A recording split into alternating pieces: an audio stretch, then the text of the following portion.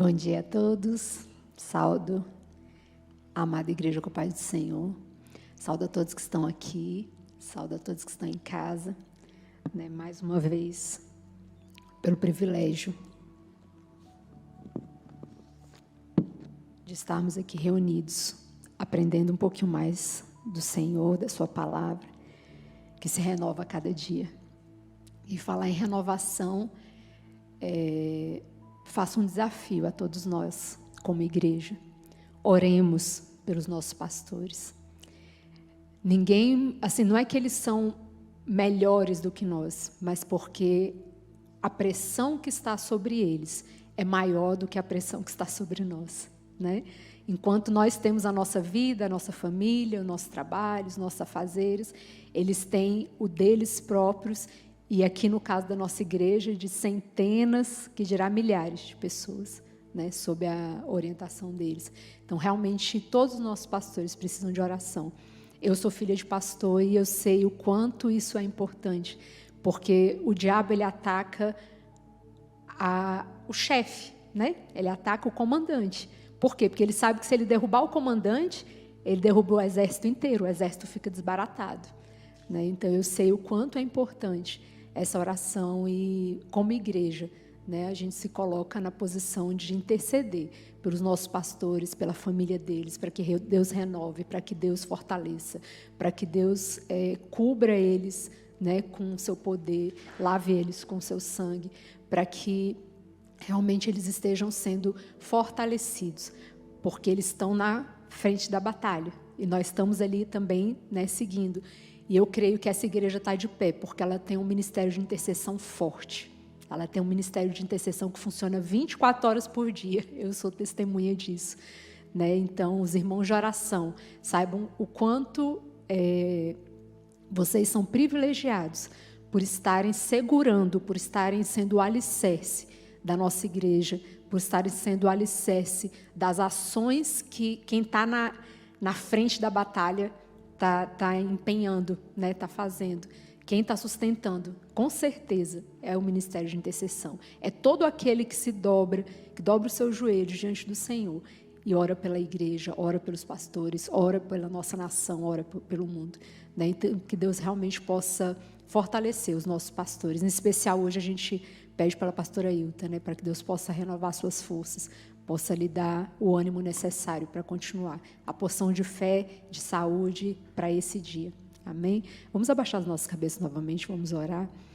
Senhor Jesus, eu te louvo e te bendigo pelo privilégio, Senhor, de estar mais uma vez na tua casa, de estarmos mais uma vez reunidos, louvando o teu nome, aprendendo a tua palavra, congregando, Senhor, que é tão importante, sentindo o calor dos irmãos, Senhor, mesmo a gente não podendo estar se abraçando tanto, estar tão perto, mas só o fato de estarmos juntos, Senhor, no mesmo propósito, isso já demonstra o quanto nós estamos sedentos da tua palavra, sedentos de ti. Peço que nesse momento o Senhor visite a pastora Hilta, Senhor, renove as suas forças, dê a ela descanso de mente, de coração, dê a ela tudo aquilo que ela necessita para o dia de hoje, Senhor. Em nome de Jesus, fica conosco. Amém. Continuamos o nosso estudo, estamos agora no livro de Números 8. Números 8.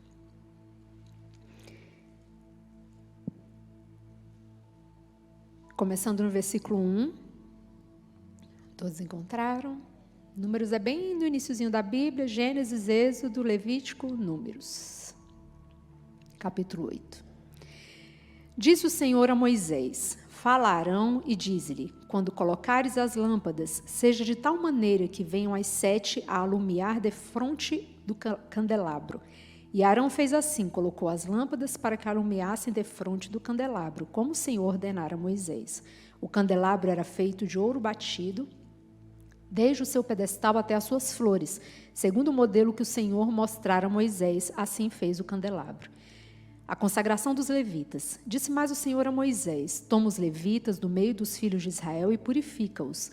Assim lhes farás, para os purificar. Asperge sobre eles a água da expiação, e sobre todo o seu corpo farão passar a navalha. Lavarão as suas vestes e se purificarão. E tomarão um novilho com a sua oferta de manjares de flor de farinha, amassada com azeite. Tu, porém, tomarás outro novilho para a oferta pelo pecado. Farás chegar os levitas perante a tenda da congregação, e ajuntarás toda a congregação dos filhos de Israel. Quando, pois, fizerem chegar os levitas perante o Senhor, os filhos de Israel porão as mãos sobre eles. Arão apresentará os levitas como oferta movida perante o Senhor, da parte dos filhos de Israel, e serão para o serviço do Senhor. Os levitas porão as mãos sobre a cabeça dos novilhos, e tu sacrificarás um para a oferta pelo pecado e o outro para o holocausto ao Senhor, para fazer expiação pelos levitas. Porás os levitas perante Arão e perante os seus filhos, e os apresentarás por oferta movida ao Senhor.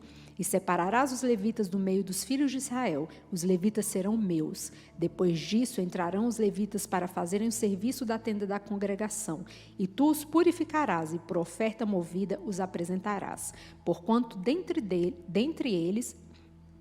eles, dentre os filhos de Israel, me são dados, em lugar de todo aquele que abre a madre, do primogênito de cada um dos filhos de Israel, para mim os tomei. Porque meu é todo o primogênito entre os filhos de Israel, tanto de homens como de animais. No dia em que na terra do Egito feri todo o primogênito, os consagrei para mim. Tomei os levitas em lugar de todo o primogênito entre os filhos de Israel. E os levitas, dados a Arão e a seus filhos, dentre os filhos de Israel, entreguei-os para fazerem o serviço dos filhos de Israel na tenda da congregação e para fazerem expiação por eles, para que não haja praga entre o povo de Israel, chegando-se os filhos de Israel ao santuário. E assim fez Moisés e Arão e toda a congregação dos filhos de Israel com os levitas, segundo tudo que o Senhor ordenara a Moisés acerca dos levitas. Assim lhes fizeram os filhos de Israel. Os levitas se purificaram e lavaram suas vestes, e Arão os apresentou por oferta movida perante o Senhor, e fez expiação por eles para purificá-los. Depois disso, chegaram os levitas para fazerem o seu serviço na tenda da congregação, perante Arão e seus filhos, como o Senhor ordenara a Moisés acerca dos levitas. Assim eles fizeram. Disse mais o Senhor a Moisés: isto é o que toca aos levitas, da idade de 25 anos para cima entrarão para fazerem o seu serviço na tenda da congregação. Mas desde a idade de 50 anos desobrigar-se-ão do serviço e nunca mais servirão. Porém ajudarão aos seus irmãos na tenda da congregação, no tocante ao cargo deles. Não terão mais serviço. Assim fará com os levitas quanto aos seus deveres. Abrindo um parêntese antes da gente falar sobre números especificamente, eu queria falar sobre o nosso congresso do final de semana. E eu queria dizer que a única maneira de você ter participado desse congresso e você não ter aprendido absolutamente nada, você não ter tido nenhum entendimento a respeito de absolutamente nada, é se você fechou os seus olhos, tampou os seus ouvidos de forma bem forte mesmo, assim, né? Colocou aqueles tampões de ouvido e segurou. E mesmo assim, eu ainda acredito que a simples atmosfera do lugar já mexeu de alguma forma com quem estava aqui presente. Porque foram momentos de céu na terra. Há muito tempo eu não me sentia tão impactada com pregações, com louvor, com palavras, como foi nesse congresso. Então, eu te desafio, caso você de casa ou você que está aqui, diga assim: ah, não, participei, mas não senti nada. Eu te desafio a voltar lá na internet, assistir novamente. E aí, se você me disser, ainda assim, não senti nada, você assiste de novo. E eu te desafio a assistir quantas vezes forem necessárias, até você entender o que foi explicado naquele congresso. Porque segundo após segundo, nós fomos ministrados. Foi pela palavra, pelas palavras que foram ditas, foi pelo louvor, foi pelo testemunho da doutora Darvana, né, que foi duplicado. Então, assim, não tem como a gente ouvir tantas palavras como nós ouvimos sexta, sábado e domingo e dizer assim: eu não aprendi nada. Por quê? Como é que funciona a questão do nosso aprendizado? Como é que o nosso cérebro aprende as coisas? Tem duas opções. Ou ele aprende por um forte impacto, ou ele aprende por repetição. O que seria um forte impacto? É quando, por exemplo, alguém presencia uma cena de violência real, ou então quando ela sofre uma violência. Aquilo ali tatua no cérebro da pessoa, porque tanto a imagem quanto as emoções que ela sente naquele momento ficam tatuadas. E a pessoa ela fica revivendo aquele momento, né? Porque aquilo ali tá de forma muito impactante no cérebro dela. Ela aprendeu aquele momento daquele jeito. Ou então, quando você vai estudar para uma prova, precisa adquirir um determinado conhecimento, e o que você faz? Você lê a matéria, você lê em voz alta, e você aprende mais ainda, porque você está usando 2 sentidos, você está usando a visão e você está usando a audição. E quando você lê em voz alta e você ainda escreve, faz um resumo, você está usando os seus sentidos, o tato, você está usando todos os seus sentidos de forma enfática. Então, também, esse é um aprendizado eficiente. Então, eu desafio todos aqueles que disserem assim, eu não aprendi, ou então, eu não tive a oportunidade de participar do congresso, entra lá no YouTube e assista novamente, ou assista pela primeira vez, porque é impossível alguma daquelas milhares de mensagens, daqueles milhares de ensinamentos que nós recebemos durante esses 3 dias. Pelo menos se você pegar um deles e aplicar na sua vida, eu tenho certeza que a sua vida vai mudar um pouco, vai melhorar um pouco, porque foi muito aprendizado. A gente recebeu assim uma dose cavalar de ministrações que encheram o nosso coração de esperança, encheram o nosso coração de conhecimento, encheram o nosso coração de motivação, de fé. Né? Então, eu te desafio a fazer isso. Volte lá, dê uma olhadinha. Se você não olhou ainda, olhe, porque vale a pena. Conteúdo de primeira. Sabe aquele assim, gruda que é sucesso? Pois é, vai lá, assiste, que realmente foi muito bom. Eu estou assim ainda, glória a Deus, para a glória de Deus, assim, degustando, né? Tanto ensinamento bom. Né? Não vou nem dar spoiler, não, que é para você ficar curioso e ir lá olhar. Tá bom? E aí vamos voltar aqui aos levitas. Quando eu li Números 8, o que me chamou a atenção é exatamente a questão dos levitas. Né? Quem eram os levitas? Os levitas, na época do templo, né, de Moisés, do povo saindo na sua peregrinação no deserto, eles tinham um templo, e esse templo ele era feito de vários itens que precisavam ser desmontados e montados ao longo da caminhada, né? Do jeito que eles iam fazendo. E tinha as pessoas que trabalhavam nesse templo.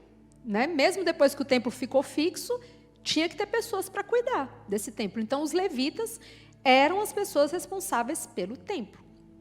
E aí a gente volta lá no versículo 11, 8:11, e fala assim: Arão apresentará os levitas como oferta movida perante o Senhor, da parte dos filhos de Israel, e serão para o serviço do Senhor. Aqui, em algum momento, nesse capítulo 8 que a gente leu, fala assim, que os levitas são aqueles que vão cantar para o Senhor? Ou fala assim, são aqueles que vão cuidar da parte dos instrumentos do Senhor? Não. Então, há alguns anos, condicionou-se tratar os irmãos que cantam e tocam como levitas. Mas a primeira desconstrução que eu queria fazer nessa manhã é essa. Levita não são apenas as pessoas que cantam aqui na frente e que tocam. Eles são o quê? Cantores, instrumentistas, que louvam ao Senhor através do dom que Deus deu para eles. Mas levita é todo aquele que cuida do serviço do templo, que cuida do serviço do Senhor, no templo. Então, eu gostaria de honrar, nessa manhã, as irmãs da cozinha, serviço do templo. As irmãs que cuidam da limpeza do templo, da limpeza dos banheiros, o irmão do som, os irmãos que cuidam do som, para que a gente tenha um som adequado, agradável. A irmã da secretaria, que cuida de toda a organização dos telefones, dos avisos, dos imprevistos que precisa vir aqui e assumir, né? Às vezes quando o responsável não está aqui. Todas as pessoas que de alguma forma estão prestando um serviço no templo são levitas. Todos nós que estamos aqui somos não apenas quem tem um cargo, quem é o responsável, mas todos nós que estamos aqui na casa do Senhor, nós temos o privilégio de fazermos alguma coisa para o Senhor. Basta nós nos dispormos. Porque serviço tem, e muito.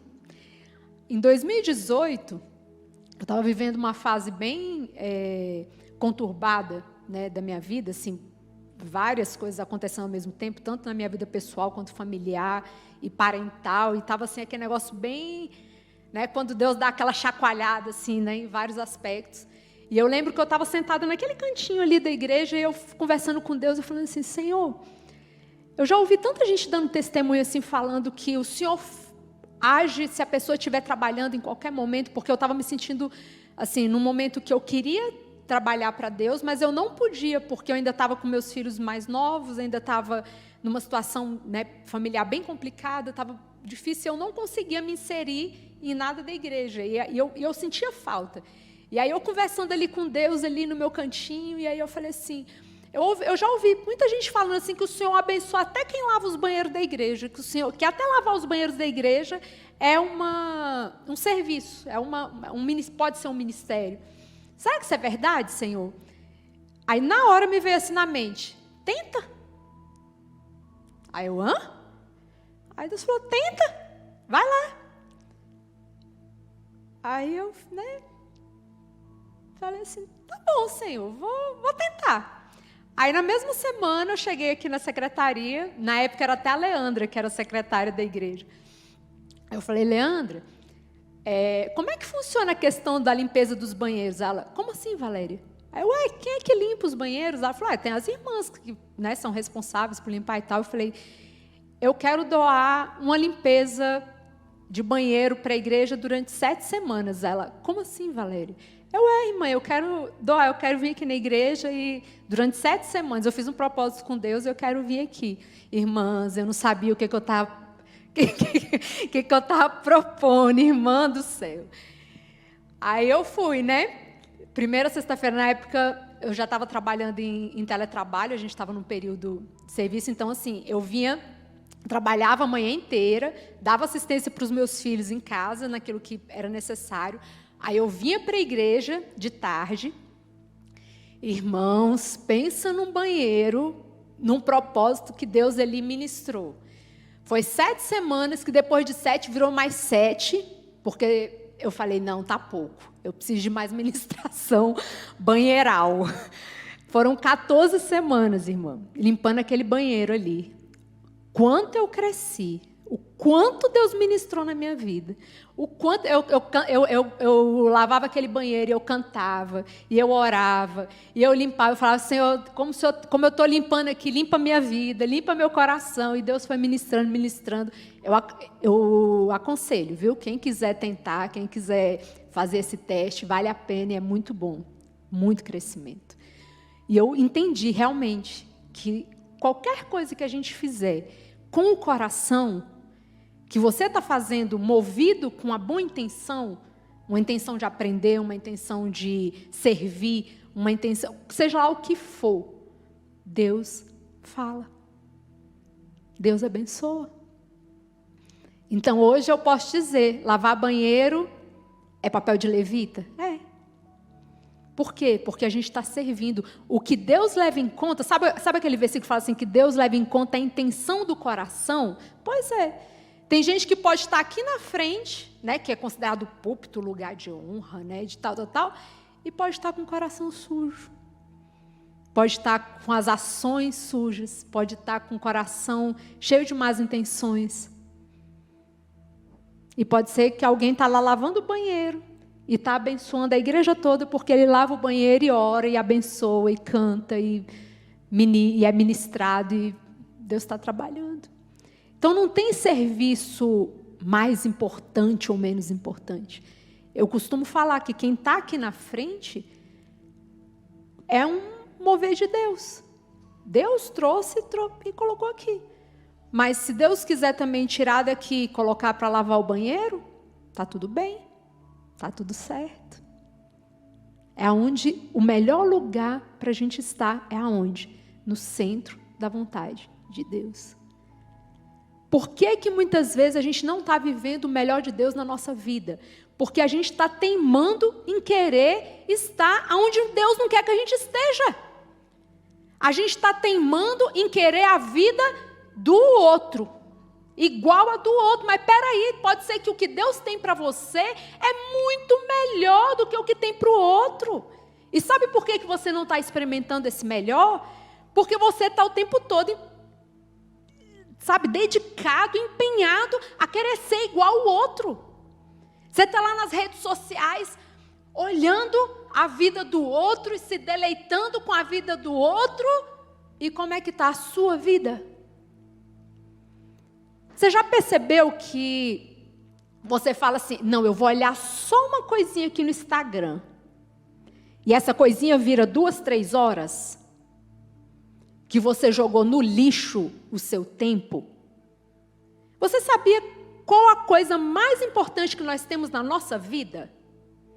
A coisa mais valiosa que nós temos na nossa vida, você sabe o que é? Tempo. Tempo.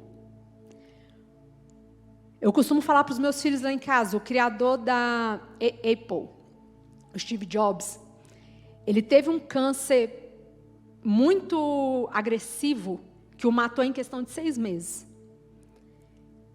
Na época, ele era considerado um dos homens mais ricos do mundo. Será que ele daria todo o dinheiro dele para ter mais um dia de vida? Ou, de repente, mais 6 meses de vida? Será que ele não queria isso? Daria. Então, o que é mais valioso da nossa vida? O tempo. Porque se a gente tiver tempo, a gente corre atrás de qualquer outra coisa. Agora, se não tiver tempo, se você pegar seu tempo e tiver dia após dia, jogando seu tempo no lixo, esse tempo você não recupera. O tempo vai passar. Digamos que você tem vontade de fazer uma faculdade. São 5 anos em média, 4, 5 anos. O tempo dos 5 anos vai passar. Você fazendo a faculdade ou não, aquele tempo vai passar do mesmo jeito. Se você empenhar fazendo a faculdade, o tempo vai passar de uma forma produtiva. O tempo do seu dia, por exemplo, de manhã. Eu queria muito fazer uma caminhada. Você pode acordar 1 hora mais cedo para fazer uma caminhada? Você estar dormindo ou você acordar 1 hora mais cedo e fazer uma caminhada, essa caminhada vai fazer diferença na sua saúde? Vai.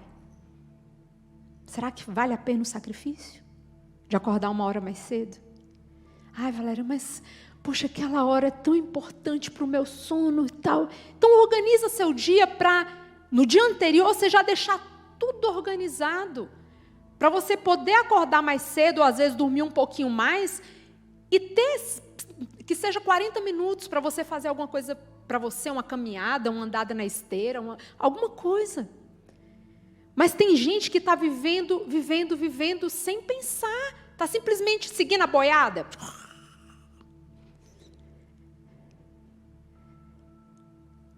E Deus quer que a gente seja consciente.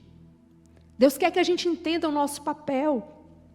Então, quando a gente pensa que nos levitas eram pessoas separadas para o serviço do Senhor. Só que trazendo para o nosso contexto atual, levitas somos todos nós, que de alguma forma a gente está sendo chamado para quê? Para o serviço do Senhor, não só aqui na igreja. Agora com esse panorama de pandemia que a gente está, de repente o serviço que Deus quer que você faça é o serviço lá na sua casa.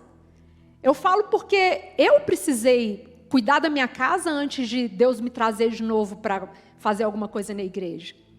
Esses dias uma irmã me perguntou, Valéria, por que você não veio aqui ajudar com as irmãs, com as mulheres, tal. Eu falei, não tem autorização ainda. Por quê? Porque eu ainda estou aprendendo a cuidar da minha casa. A Bíblia fala que primeiro a gente cuida da nossa casa, para depois a gente cuidar da casa do Senhor. Mulheres casadas cuidam das coisas do mundo e de como agradar o seu marido. Como foi difícil para mim. Como foi difícil entender isso. Ainda é, muitas vezes. Ainda é. Mas é bíblico. Mulheres solteiras cuidam das coisas do Senhor. Mulheres casadas cuidam das coisas do seu marido. Então, mas eu não gosto, eu não quero, eu quero estar na igreja, eu quero estar fazendo. Então não casa. Fica solteira. E aí você tem a opção de se dedicar plenamente às coisas de Deus, às coisas do Senhor, e Deus agradece. Como diz o apóstolo Paulo, aquele que puder manter sua filha solteira e tal, mantenha. Então, aquela que quer ficar solteira e quer cuidar das coisas do Senhor, não quer ter essa divisão de mente, porque realmente, quando a gente é muito ativo na igreja, foi o meu caso, fazia um monte de coisa na igreja, sempre a 1000 por hora, participava de tudo quanto é ministério, dei aula desde criancinha até casais, adultos e tal, e de repente eu caso, e o marido entra onde na fila? Lá no final da fila. E aí o que acontece com o casamento? Porque aí depois vem os filhos também. E aí aquela pessoa super ativa que fazia um monte de coisa e tal, de repente se vê com o marido, 2 filhos, e querendo fazer um monte de coisa na igreja, e Deus fala, para, seu ministério é seu marido e seus filhos. E eu precisei, naquela época, durante muitos anos, aproximadamente aí, era para ser uns 15 anos. Como eu fiquei discutindo com Deus, foi mais ou menos uns 10 anos, onde eu precisei ficar cuidando do meu ministério pessoal, meu marido e meus filhos. Pedindo a Deus para restaurar meu casamento, Por quê? Porque eu, com as minhas próprias... Sabe aquele versículozinho? A mulher sábia edifica sua casa e a tola destrói com as próprias mãos? Pois é, aqui, ó. Quase. Mas foi quase. Por quê? Porque eu estava invertendo a palavra de Deus. Mulher casada cuida das coisas do mundo, de como agradar o seu marido. Mulher solteira cuida das coisas de Deus, de como agradar a Deus. Parece meio maluco, mas na prática é assim que tem que ser. Então, trazendo para o nosso panorama hoje de pandemia, pode ser que o seu ministério hoje seja cuidar da sua casa, seja cuidar do seu marido, seja cuidar dos seus filhos. Tem filhos hoje se perdendo dentro do quarto, na palma da mão, um celular. Tem filhos hoje que estão se perdendo dentro de casa. Por quê? Porque os pais estão tendo aula online, entra lá para dentro do quarto, num canto da casa lá, fica lá no celular, estou tendo aula. Estou tendo aula. E aí, quando você vai ver o histórico lá do celular da criatura, ele viu qualquer coisa, menos aula. E é isso. Nossos filhos hoje não se perdem na rua, não. Nossos filhos hoje se perdem dentro de casa. E se a gente não tiver cuidado, o nosso principal ministério, hoje eu estou falando como mãe nesse momento, o nosso principal ministério está se perdendo. Por quê? Porque a gente não está fazendo o que tem que fazer. Mas eu estou na igreja o dia inteiro, eu estou ajudando, eu estou ministrando, eu estou cuidando. Pois é. E a sua prioridade está sendo largada lá no fim da fila. Então, eu trago para nós a questão dos levitas como serviço do Senhor. Aqui é bem claro no versículo 11. E serão para o serviço do Senhor. Qual o serviço que o Senhor tem para a sua vida hoje? Como é que você vai saber disso? Você vai ter que conviver com Deus. Você vai ter que ter relacionamento. Você vai ter que empenhar tempo em conhecer a vontade de Deus. Porque a gente só conhece a vontade de alguém se a gente andar junto. Se a gente perguntar todo dia, toda hora, se a gente estiver sensível para entender, porque tem coisas que são faladas, por exemplo, entre marido e mulher, que não precisa ser verbalizado. Depois de muito tempo de convivência, eu vou fazer agora 20 anos de casado em setembro, se Deus quiser. Então, assim, depois desse tempo de convivência, tem coisa que só uma olhada, você já fala, vixe, bicho pegou. Né? Engraçado. Por quê? Porque você aprende, você conviveu tanto, você está ali, né, caminhando junto há tantos anos, que às vezes, gente, é engraçado, às vezes um olhar, assim, uma virada diferente, você já fala, eita, hoje o negócio está estreito aqui. Mas isso é o quê? Convivência. Aí você quer ser íntimo de Deus, vindo na igreja uma vez por semana e simplesmente participando aqui do culto. Você não ora, você não lê a Bíblia, você não busca, né, a presença do Senhor. E você quer saber o que Ele tem para a sua vida. Deus está lá, Ele põe à nossa disposição assistência 24 horas, 7 dias na semana, 366 dias por ano, 365, e a gente não aproveita.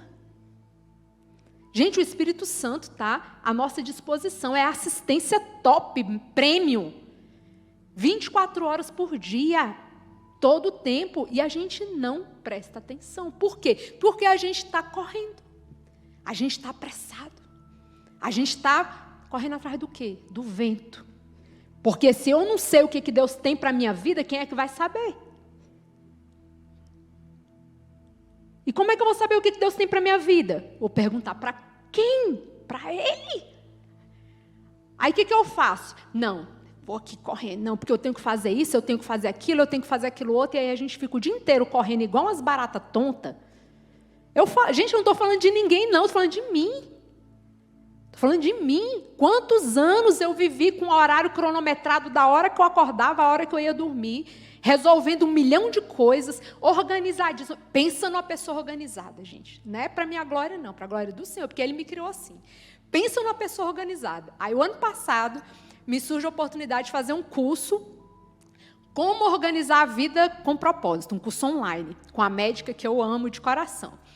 E aí vou eu lá, né, fazer o curso. Aí as meninas que me conheceram, né, durante o curso falaram assim, o que você está fazendo aqui? O que você está fazendo aqui? Aí quando passou o curso, a gente teve um ano inteiro de curso. Quando passou o curso, aí as meninas falaram, Valéria, eu nunca imaginei que alguém precisasse fazer um curso de organização com propósito para se desorganizar. Sou eu. Deus faz o que Ele quer, na hora que Ele quer, do jeito que Ele quer, mas Ele me criou assim. E Ele falou para mim, você está demais. Você precisa desorganizar um pouco para poder você se equilibrar. Por quê? Porque o objetivo da nossa vida é o equilíbrio. A gente precisa ser equilibrado. Tudo em excesso faz mal. Até, desculpa a expressão aqui que eu vou usar, mas assim, até Deus em excesso faz mal. O que é a questão do Deus em excesso? Religiosidade. Sabe, eu estou na igreja de manhã, de tarde, de noite, eu estou orando, eu estou fazendo um monte de coisa para Deus. Mas se parar e perguntar assim, como é que está a sua vida com seu marido? Ou como é que está a sua vida com seus filhos? Ou como é que está a sua vida com seus pais, para aqueles que são novos? A pessoa não sabe. Porque ela não está fazendo o primordial. Ela não está fazendo o que de fato é para estar fazendo. Então, nós precisamos entender que quem diz para a gente aonde é para a gente chegar, o que é para a gente fazer, aonde é para a gente... é Deus. E se a gente não parar para perguntar para Ele, Senhor, qual o serviço que o Senhor tem na minha vida? A gente vai ficar igual a barata tonta. De repente, você vai alcançar muitas coisas? Sim. Para a glória de Deus. Na minha vida, eu alcancei muitas coisas com a minha organização, com a minha disciplina. Alcancei. Mas eu cheguei ao ponto, e isso, para mim, veio com Covid no início do ano. Quem ouviu meu testemunho aqui no início do ano, o pastor Herman até ficou rindo. A Valéria disse que o Covid foi bênção. Foi, gente. Para mim, foi. Deus usa as coisas loucas do mundo para confundir as sábias. Deus usa as coisas pequenas do mundo para confundir as fortes, as grandes. Para mim, Covid foi bênção. Eu sou outra pessoa. Antes da primeira quinzena de janeiro, eu era uma pessoa. A partir de fevereiro, outra pessoa. Deus usou o Covid para me chacoalhar de uma forma como eu nunca tinha sido chacoalhada na minha vida? Sim.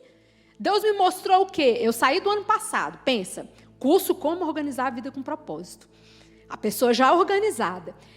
Metas, planos, mega master plus, tudo organizadinho, porque eu vou fazer isso, vou fazer aquilo, vou tudo no papel, meus caderninhos lá, tudo organizado, as metas, os planos.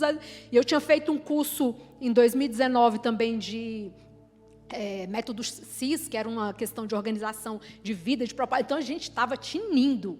Falei, 2021 é o ano, agora o trem vai. E aí, entrei de férias em janeiro, botei o resto das coisas de organização que precisava. Dia 15 de fevereiro, meu filho começa a manifestar. Dia 15 de janeiro, meu filho mais velho começa a manifestar os sintomas. E eu falei, putz, vamos todo mundo fazer exame. Aí o caçula não estava com nada, não fez exame, beleza. Aí eu, meu marido e meu filho, depois do segundo exame, meu filho deu no primeiro exame, meu marido e eu fomos no segundo exame e foi que deu positivo. Mas assim, eu estava bem. Estava bem, né? Foi passando os dias e o negócio foi ficando esquisito. Eu murchei em questão assim, de 3, 4 quilos em 2 dias e comecei a olhar no espelho, a caveira, né? Toda, eu falei, estou morrendo. E aí você ouve, estou morrendo o ano inteiro, né? Estou morrendo. E aí a cabeça veio. Eu já há alguns anos faço tratamento para depressão e a depressão pegou assim com força, né? Estou morrendo, vou morrer, acabou. E meu marido olhava para mim, me chacoalhava, você está bem, você não está tendo nada. Gente, não tinha uma dor no peito, não tinha uma respiração ofegante, não tinha nada. Era só aqui, só na cabeça. Estou morrendo. E aí eu falei, depois da terceira noite sem dormir, eu faço a segunda, não lembro, psiquiatra, vamos buscar auxílio. Pá, eu já sei os comandos, aí passou o remédio, aí oração. Vamos para a intercessão. Comecei a vir para a intercessão, comecei a ligar para as irmãs, que eu tenho aquele grupo, né? Aconselho, viu? Sugiro, tem uma listinha de pessoas que possam ser coluna de oração junto com você nas horas de necessidade. Para mim, isso é essencial na minha vida. Eu construí essa coluna ao longo da minha vida e hoje é bênção. Tem irmãs assim que eu posso ligar a qualquer hora do dia ou da noite e falar, irmã, vamos lá que o deserto chegou, vamos junto. E essas irmãs, tanto elas podem contar comigo também quando precisam. E aí a gente começou, em questão de uma semana, Deus me levantou. Antigamente era 3, 4 meses que eu ficava abatida. Deus me levantou. E aí o chacoalhado começou, né? Ó, você é para mudar isso, é para mudar aquilo, e Deus foi tal. E a primeira coisa que Deus falou para mim, sua organização, top. Muito legal, que bom. Sua disciplina? Também. Ótimo, eu te criei assim. Mas você sabe quem dá o resultado? Sou eu. Eu sou soberano na sua vida. A sua organização ajuda? Ajuda. Sua disciplina é boa? Ótimo.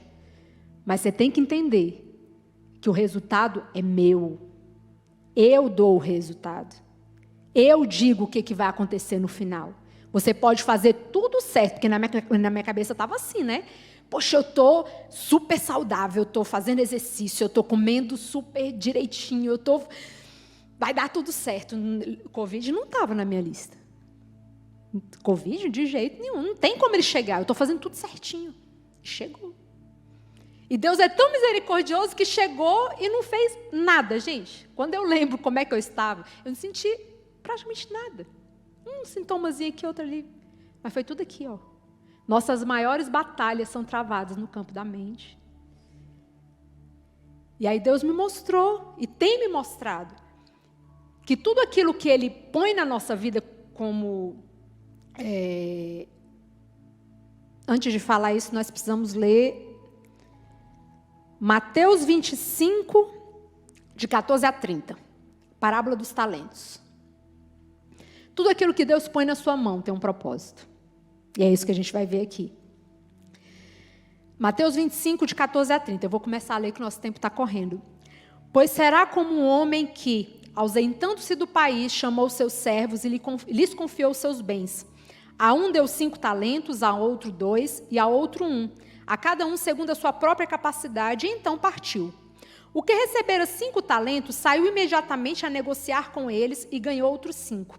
Do mesmo modo, o que recebera 2 ganhou outros 2. Mas o que recebera um, saindo, abriu uma cova e escondeu o dinheiro do seu senhor. Depois de muito tempo, voltou o senhor daqueles servos e ajustou contas com eles. Então, aproximando-se que recebera 5 talentos, entregou outros 5, dizendo: Senhor, confiaste-me 5 talentos, eis aqui outros 5 talentos que ganhei. Disse-lhe o Senhor: muito bem, servo bom e fiel. Foste fiel no pouco, sobre o muito eu te colocarei. Entra no gozo do teu Senhor. E aproximando-se também o que recebera 2 talentos, disse: Senhor, 2 talentos me confiaste, aqui tens outros 2 que ganhei. Disse-lhe o Senhor: muito bem, servo bom e fiel. Foste fiel no pouco, sobre o muito eu te colocarei. Entra no gozo do teu Senhor. Chegando por fim o que recebera 1 talento, disse: Senhor, sabendo que és homem severo, que ceifas onde não semeaste e ajunta onde não espalhaste, receoso escondi na terra o teu talento, aqui tens o que é teu. Respondeu-lhe, porém, o Senhor: servo mau e negligente, sabias que ceifa onde não semeei e ajunto onde não espalhei. Cumpria, portanto, que entregasses o meu dinheiro aos banqueiros, e eu, ao voltar, receberia com juros o que é meu. Tirai-lhe, pois, o talento e dai-o ao que tem 10, porque a todo o que se tem se lhe dará, e terá em abundância, mas ao que não tem, até o que tem lhe será tirado. E o servo inútil, lançai-o para fora nas trevas, ali haverá choro e ranger de dentes. Onde é que você se encaixa hoje? Onde é que cada um de nós se encaixa hoje nessa parábola dos talentos? Nós estamos no lado do servo bom e fiel, que multiplicou o talento que Deus colocou nas mãos dele? Ou nós estamos do lado do servo inútil, que aquilo que Deus deu para ele, ele enterrou e não fez mais nada? E aí eu lembro da pregação do pastor Herman, há 15 dias. Quando o pastor Herman pregou sobre... Quem lembra? Para mim foi uma das pregações mais enfáticas e mais... de mais conteúdo que eu já ouvi nos últimos tempos. Quem lembra do tema? Pregação do pastor Herman, domingo, há 2 domingos atrás, domingo antes do congresso. Começa com P. Preguiça.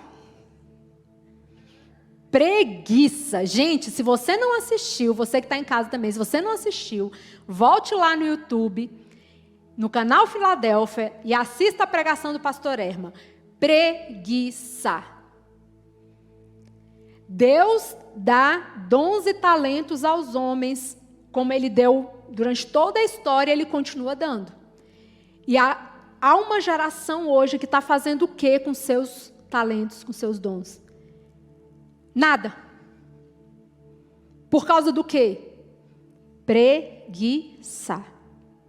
E aí a pessoa fica: Senhor, eu quero isso, Senhor, eu quero aquilo, Senhor, eu quero aquilo outro, e me dá um marido, me dá carro, me dá emprego, me dá. E aí eu te pergunto, você já está sendo grato por aquilo que você já tem? Você já aprendeu a agradecer o que você já tem? Você já aprendeu a cuidar do que você já tem? Pois é. Como é que Deus vai te dar mais se você não cuida nem do que você tem? Como é que Deus vai te dar mais se você não aprendeu ainda a ser grato nem pelo que você tem? Sabe a história do copo meio cheio e meio vazio? Tem gente que olha, o copo está lá pela metade.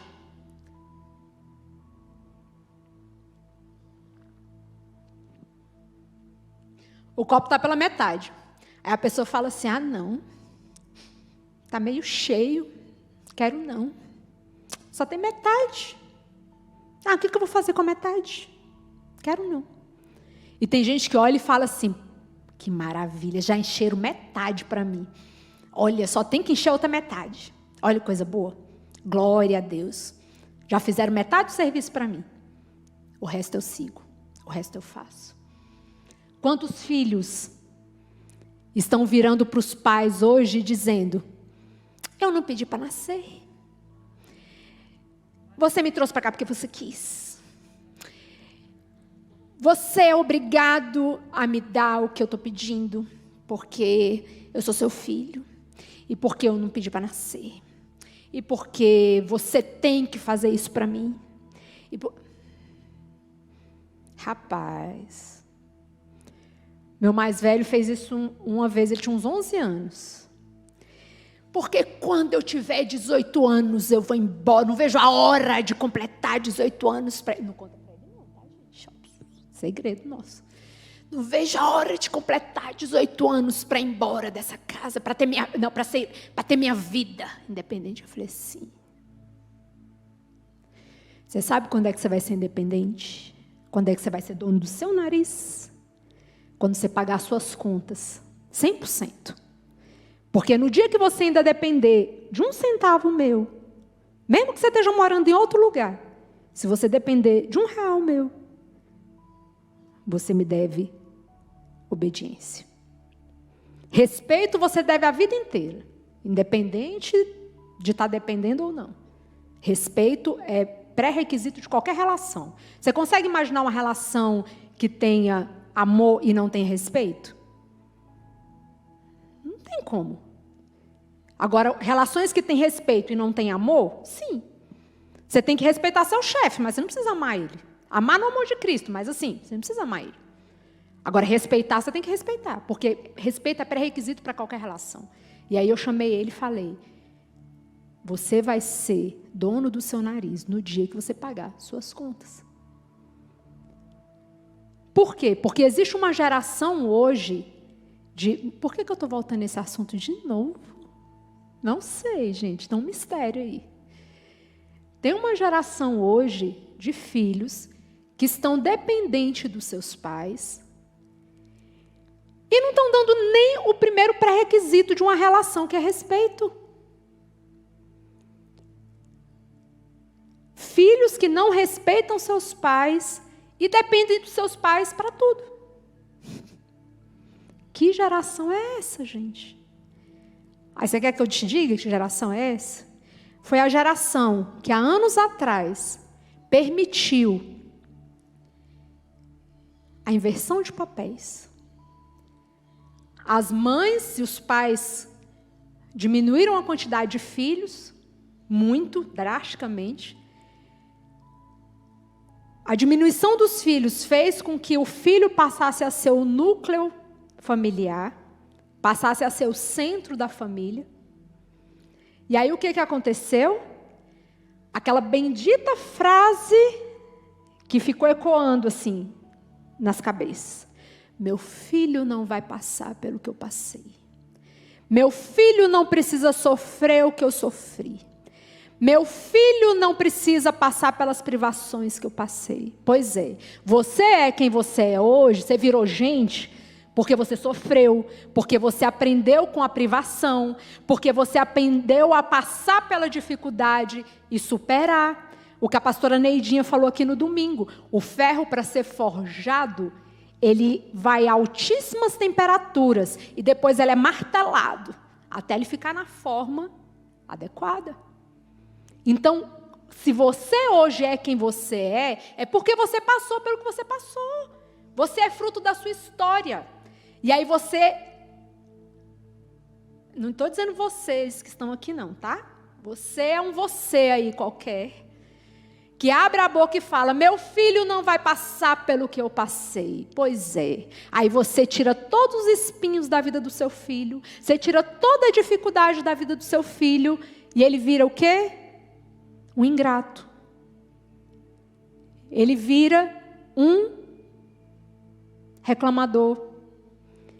Ele vira um fraco. Porque o que fortalece a gente como gente são as provações. São as privações.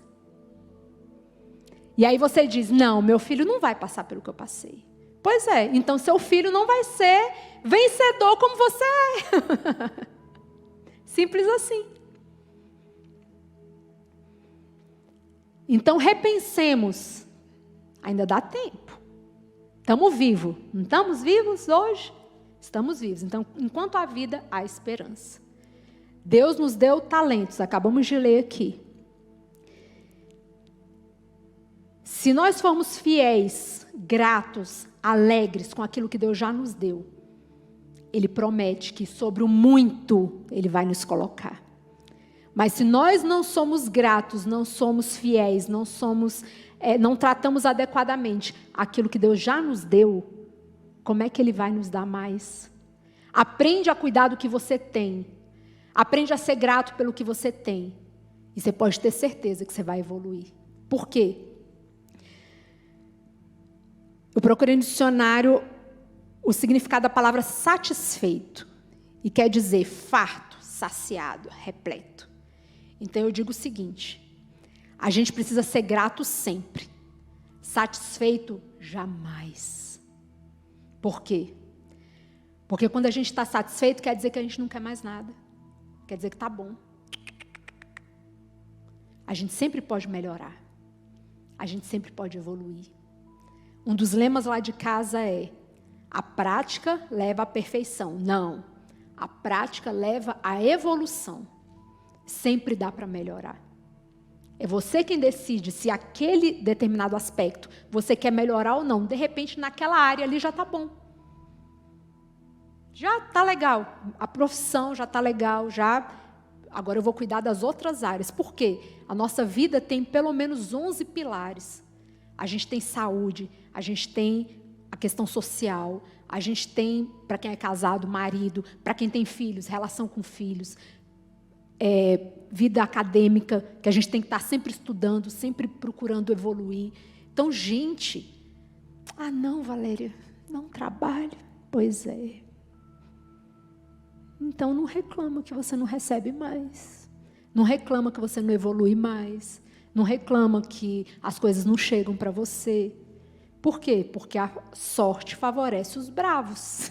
A gente fala isso lá em casa também. A sorte é o quê? Quando junta a oportunidade com a preparação. Eu já ouvi na minha vida: você deu sorte que você passou logo num concurso. Aí sorte? Eu que sei o quanto eu estudei, o quanto eu renunciei, passeios, viagens, programas, saídas, para sentar numa cadeira e ficar estudando sábado, domingo, feriado. Eu sei. Mas aí você tem que ouvir, você fala assim: eu ouço porque é melhor ouvir do que ser surdo, né? Então, sorte, glória a Deus, minha sorte vem de Deus. Mas, gente, a vida é dura. A vida é dura. E se a gente não se posicionar, a gente não dá conta. E se nós queremos filhos vencedores, se nós queremos uma sociedade vencedora, se nós queremos uma nação vencedora, a mudança começa por cada um de nós. Esse é o nosso papel. E eu quero ser transbordante. Eu não quero simplesmente ter o meu copo cheio. Eu quero que o meu copo transborde. Por quê?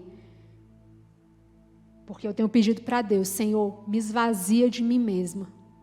Põe o que o Senhor quiser aqui dentro. E deixa transbordar para quem está à minha volta. Porque eu sei que aquilo que o Senhor mudar dentro de mim vai fazer bem para mim, glória a Deus, mas vai fazer bem para quem está à minha volta também. E é isso que eu queria falar para nós nessa manhã, irmãos. Deus nos separou para sermos seus filhos. Ele nos escolheu para sermos seus filhos. Ele tem colocado nas nossas mãos serviços para nós fazermos. E cada um sabe qual é o seu. Ninguém precisa te dizer não. Busque em Deus que Ele vai te dizer o que é. As respostas estão todas dentro de cada um de nós. Não é ninguém que vai chegar para você e vai dizer: pode ser até que venha uma palavra: Deus, eis que te digo, Deus está te dizendo para você fazer isso, isso e isso. Mas Deus vai confirmar no teu coração. Vai. Existem profetas, sim, eu acredito em profecia. Mas a profecia, a Bíblia fala que a gente tem que fazer o quê? Ver se ela se cumpre. A gente ouve, guarda no coração e fala: Senhor, confirma em mim. Porque nosso Deus não é um Deus de confusão. Então, tudo aquilo que Deus fala para nós, Ele fala para nós. A visão que Ele deu para você, como Ele deu para a pastora Neidinha, gente, fazia tempo que eu não ria tanto na minha vida. Quando ela falava que lá, ela queria... Não, já estou dando spoiler aqui, né? Não, mas vou falar. Lá na banheira, na bacia de alumínio, na casa dela, ela com 7, 8 anos, botava lá no banheirinho, lá no Recife, sentava na banheira e falava, eu sou rica, cheirosa. E eram 3 palavras que ela usava. Eu sou bonita, rica e cheirosa. Eu sou bonita, rica e cheirosa. Com 7 anos, a coisa mais linda do mundo. Eu imagino a cena, gente. E agora, né, anos atrás, Deus deu a oportunidade para ela ir num cruzeiro, que era o sonho da vida dela, e utilizar uma banheira e falar, Senhor, vamos aqui no mistério, que agora é eu e o Senhor. Então é isso, gente. Deus dá visões, e a visão que Ele dá para você, para mim, Ele dá para cada um de nós. Se Ele deu a visão para você, pode ser algo muito grande, que só cabe dentro de você. Por isso que Ele deu para você. E se você compartilhar com a pessoa errada, ela vai dizer assim, tá doido? Você não vai conseguir isso não. Por quê? Porque a visão dele está limitada pela força dele. Mas Deus te deu uma força muito maior para realizar aquilo que Ele está colocando no seu coração de forma tremenda. Foi igual Ele deu para José, quando José tinha 17 anos. Que ele, né, os molhos iam se dobrar diante dele. E José compartilhou com os irmãos o sonho e, né, teve toda aquela história dele de 17 anos, até ele se tornar realmente o governador lá do Egito. Não é instantâneo não, gente. O que é bom demora. Quanto melhor for, mais vai demorar. Por isso que a gente tem que ser perseverante. Perseverante até o fim. Porque pode ser que a gente também não receba a promessa nessa terra. Abraão contemplou de longe, viu de longe, mas morreu sem viver a promessa. Mas ele morreu crendo. Então, talvez o que você está plantando hoje não seja para você colher. As tâmaras, na época de Jesus, na época, né, da antiguidade, elas demoravam 80 anos para começarem a ser colhidas. Então, normalmente, quem plantava não comia daquelas tâmaras. Hoje, o processo já está mais rápido. Mas naquela época era 80 anos. Então, pode ser que o que você está plantando hoje, você não veja a colheita. Mas isso não quer dizer que não é para você plantar. Continua plantando. Porque o crescimento vem do Senhor. No momento do Senhor. Determinado pelo Senhor. Amém? Vamos encerrar orando. E antes eu queria só lembrar que hoje à noite nós temos culto, né? Às 19 horas. 7 horas da noite. Todos estão convidados, né? E continuemos em oração. Pela nossa igreja, pela nossa nação. Pelo nosso mundo. Para que Deus realmente tenha misericórdia de nós. Amém? Senhor amado, eu te louvo e te agradeço por mais um dia que o Senhor nos concede. Te louvo e te agradeço por essa palavra. Te louvo e te agradeço, Senhor, pelo teu amor, pela tua paciência em nos ensinar a te amar, Senhor. Em nome de Jesus, Pai, nos acompanha nesse dia e que tudo seja para a honra e glória do teu nome, Senhor. Fique conosco. Amém.